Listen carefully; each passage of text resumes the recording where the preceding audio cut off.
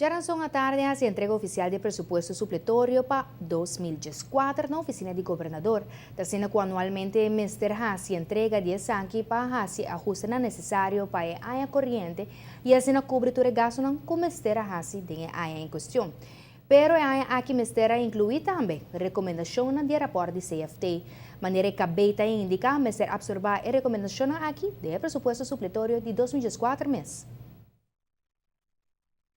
De supletório para o que trata a recomendação de secretário de CFT, nós incluí o que estava conhecido e o que começou a suceder sowieso, dotação grande para pensão fundos AFA, suma de 170 milhões, e se para garantizar pensão que está correndo agora que acaba, mas também a pensão que o senhor pagar de Aina Benidero, vetando a leggingsgraad de AFA, que tem no momento está rond de 70%, e a dotação e a dekkingsgraad agora por nível 100%, para assim, em todo caso, AFA da garantizar que paga toda a pensão, em todo caso, dentro de Aina Benidero, de 2020, e quizás hasta mais atrás também.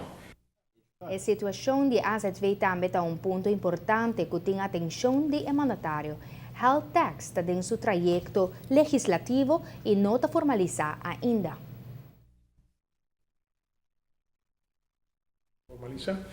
E segmento nós temos que reservar agora a parte que também ainda back para o governo, esse está ao redor de 23 milhões. E fora de ser eigenlijk soma chiquita de 8,8 milhões, que é diferente posta no presupuesto de 2014, que não é necessário para inquietar o supletório. Mais em detalhes, vindo por baixo, para sobre se nós passamos agora o supletório da entregar na Staten para o atender ele.